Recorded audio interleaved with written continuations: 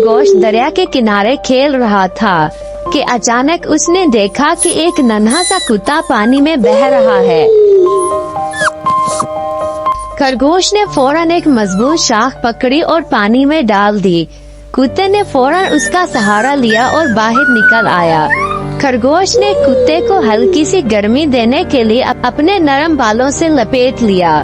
कुछ दिन बाद कुत्ता दोबारा खुशी खुशी जंगल में खेलने लगा। खरगोश जंगल में खुराक तलाश कर रहा था कि अचानक उसका पाँव एक शिकारी की जाल में फंस गया। खरगोश ने जोर लगाया मगर जाल मजीद सख्त होता चला गया।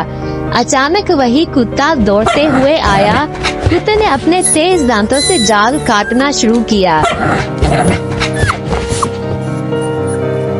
कुछ ही देर में खरगोश आजाद हो गया।